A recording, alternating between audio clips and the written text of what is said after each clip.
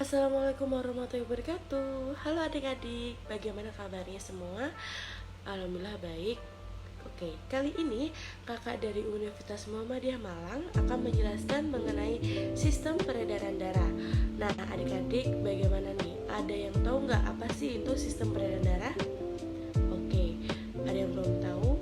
Jadi kali ini kakak akan menjelaskan apa sih itu sistem peredaran darah. Nah, selanjutnya apa sih yang akan kita bahas dalam video ini?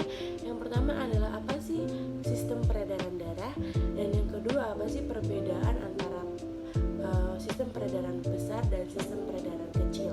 Yang ketiga adalah perbedaan pembuluh nadi dan pembuluh balik, dan yang keempat apa sih itu jantung, paru-paru dan lain sebagainya. Halo adik-adik, di sini kakak mau jelasin tentang apa itu sistem peredaran darah. Nah, kalian tahu nggak sih kalau sistem peredaran darah itu biasa disebut juga dengan sistem kardiovaskuler. Sistem kardiovaskuler ini berfungsi untuk memindahkan zat dari sel tubuh satu ke sel tubuh lainnya. Oke, sekarang kita lanjut ke materi berikutnya, yaitu sistem peredaran darah. Adik-adik tahu nggak sih kalau sistem peredaran darah itu ternyata ada dua. Yang pertama adalah yang terbuka dan yang kedua adalah yang tertutup. Kita bahas yang terbuka dulu ya. Jadi sistem peredaran darah yang terbuka adalah sistem peredaran darah yang tidak melalui pembuluh darah. Contohnya di sini kakak beri adalah serangga. Dan yang kedua adalah sistem peredaran darah tertutup, di mana sistem peredaran darah ini melalui pembuluh darah. Contohnya adalah hewan vertebrata dan peredaran darah manusia. Selanjutnya yaitu apa itu darah? Darah merupakan bagian dalam tubuh yang berperan untuk memindah zat dari sel tubuh ke sel lainnya. Komponen darah tersusun dari plasma darah dan sel darah. Yang tersusun 3 macam yaitu sel darah merah, putih, dan keping darah. Fungsi darah yaitu mengangkut karbon dioksida dari sel tubuh ke alveolus, mengangkut sisa metabolisme ke organ ekspresi, dan lain-lain.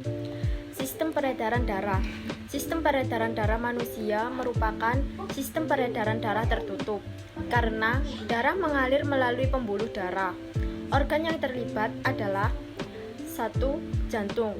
Organ yang berfungsi untuk memompa darah dan terletak di rongga dada sebelah kiri dan tersusun atas otot jantung. Yang kedua, pembuluh darah. Merupakan saluran tempat mengalirnya darah dan zat-zat yang oleh darah. Yang ketiga, paru-paru.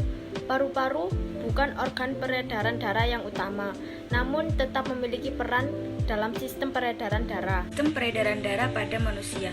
Peredaran darah manusia merupakan sistem peredaran darah tertutup karena darah mengalir dalam pembuluh darah. Yang kedua, sistem peredaran darah merupakan ganda karena darah melewati jantung sebanyak 2 kali.